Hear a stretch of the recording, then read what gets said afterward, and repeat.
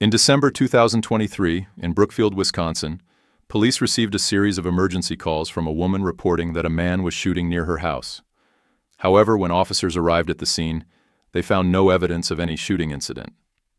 The initial call, which was believed to stem from anxiety, quickly raised suspicions of being a swatting incident, a dangerous prank designed to provoke a police response. This marked the beginning of a chaotic chain of events that ultimately led to the arrest of the woman, Ashley Corbin, for filing a false report and obstructing law enforcement. On a cold winter night in December 2023, an emergency call disrupted the entire 911 system. The caller, a woman named Ashley Corbin, with a tense and anxious tone, repeatedly reported that a man was shooting near her home. According to her statement, the incident not only threatened her life, but also posed a significant danger to the surrounding area, prompting the police to quickly mobilize all available officers in the area. With the urgency required, the police dispatched multiple officers to the reported location to assess the situation. The sirens of patrol cars echoed throughout the quiet neighborhood, heightening the tension in the area. But despite their efforts to search the area, they found no evidence of a shooting, no spent shell casings, no damage from gunfire, and not a single witness could confirm hearing gunshots. The discrepancy between Ashley's statement and the reality on the ground raised initial doubts. What was even more alarming was Ashley's unusual behavior. She continued to call back, each time with a new story, but failed to provide any clear details or convincing evidence. When asked to cooperate, Ashley displayed an uncooperative attitude, avoiding questions and instead insisting on the urgency of the situation. These actions not only made the police feel uneasy, but also raised further suspicions about the authenticity of her claims. The large-scale mobilization to handle these false reports severely impacted police resources. Several other real emergency cases were delayed, putting other victims at greater risk. Meanwhile, residents in the area were left confused and worried, unsure whether they were truly facing a danger or not.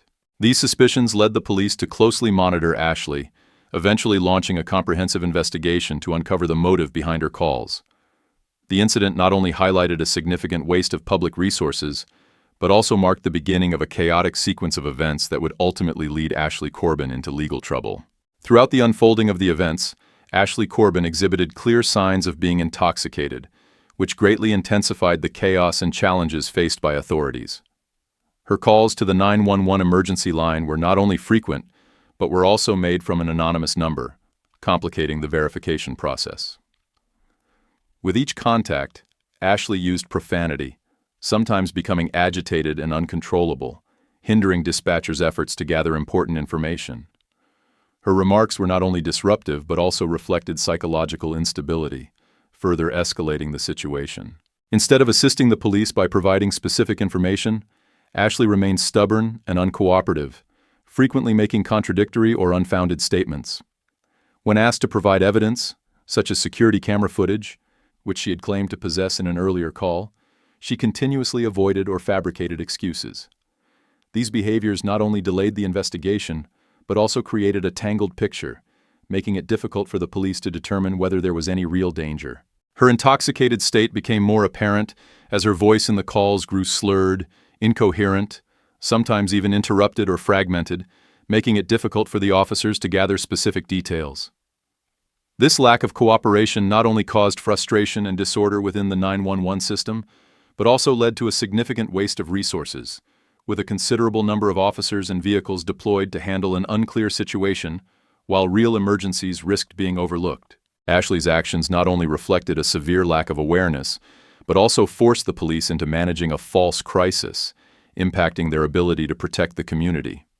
As time went on, her uncontrolled state further clarified that the issue was not simply a false report, but also tied to deeper personal or psychological issues, turning the incident into the focal point of a complex investigation. Ashley Corbin's behavior did not stop at abusing the emergency line.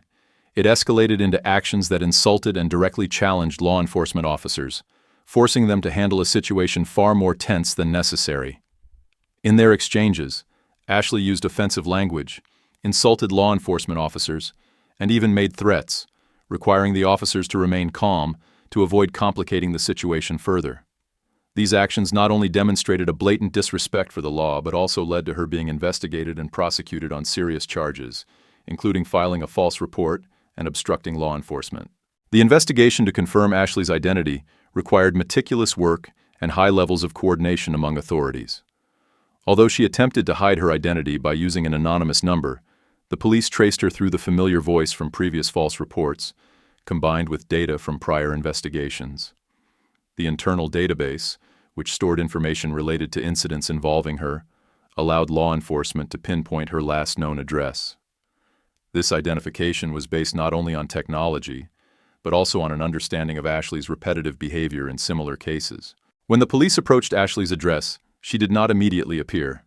Initially, she deliberately delayed, trying to avoid contact by refusing to open the door and offering unreasonable excuses to buy time.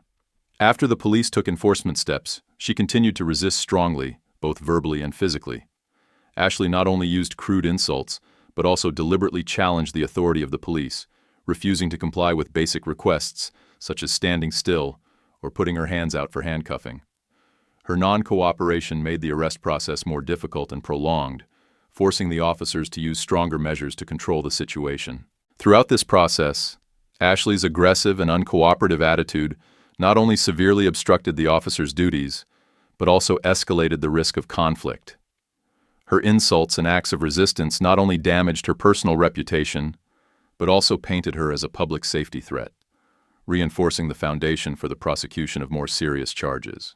At the time of her arrest, Ashley Corbin's behavior was a clear display of disrespect for the law, highlighting the severity of her loss of control. While the officers tried to remain calm and handle the situation professionally, Ashley not only refused to cooperate but also made actions that complicated the situation further. She continued to cause disruption with an arrogant and aggressive attitude, constantly making excuses and even blaming others for her actions. This made the arrest process more tense and unpredictable.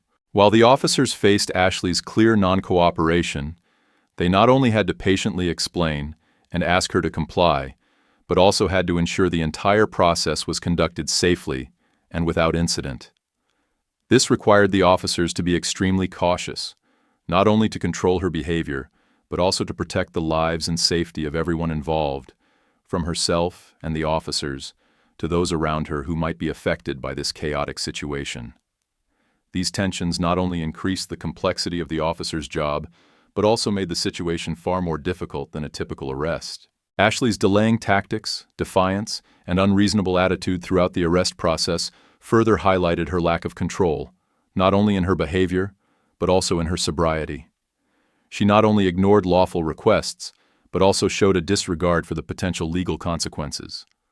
This conduct made the officers more aware of the severity of Ashley's intoxicated state or her psychological loss of control, placing them in a situation that was not only awkward, but also dangerous, as they had to find a way to keep themselves and everyone else safe while performing their duties. As a result, Ashley was not only arrested, but also faced serious charges, including the abuse of emergency services and obstructing law enforcement.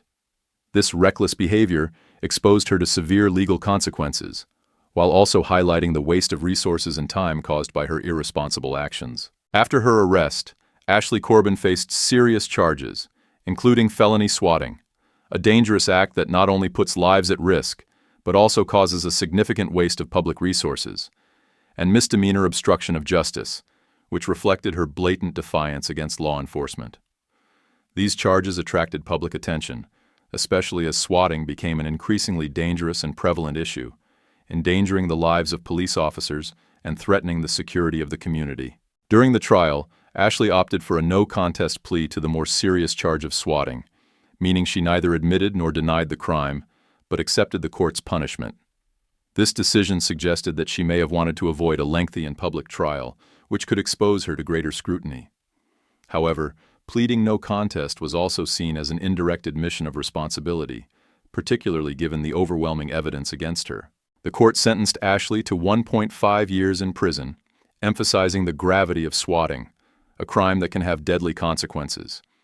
Additionally, she was given 1.5 years of supervised release following her prison term, during which she would be required to comply with strict conditions, including behavioral monitoring, refraining from alcohol or drugs, and participating in mandatory rehabilitation programs if required. This combined sentence not only served as a deterrent, but also provided an opportunity for her to correct her behavior and reduce the risk of reoffending. The trial served as a strong reminder of the severe legal consequences that swatting can bring.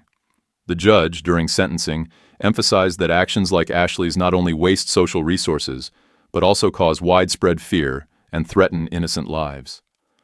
This case was a lesson not only for Ashley, but also a warning to others who might consider exploiting the emergency system for personal gain or revenge. The police investigation revealed a disturbing truth. Ashley Corbin made a total of 15 anonymous calls in a short span of time, all reporting false emergencies. Each call triggered an immediate response from law enforcement, prompting them to deploy personnel and vehicles to the reported locations. This behavior not only caused a significant waste of public resources, including time, effort, and budgets, but also placed unnecessary strain on the emergency system, which was already dealing with a large number of legitimate incidents. However, what was even more concerning was the potential risk to public safety caused by Ashley's actions. Deploying the police to fake emergencies not only reduced the ability to respond to real crises, but also could lead to serious consequences, such as delays in rescue efforts or support for those who genuinely needed help.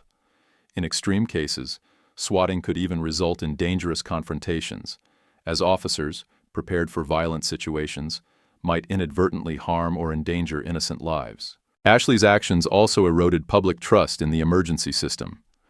With too many false reports, it became harder to distinguish between real and fake emergencies, causing the entire community to suffer the consequences. The judge later emphasized that such behavior not only violates the law, but also goes against the responsibilities of citizenship, undermining the safety and effectiveness of emergency services. Ashley's actions not only resulted in severe legal consequences for herself, but also serve as a clear warning about the risks and damage caused by swatting behavior, affecting not only law enforcement agencies, but society as a whole.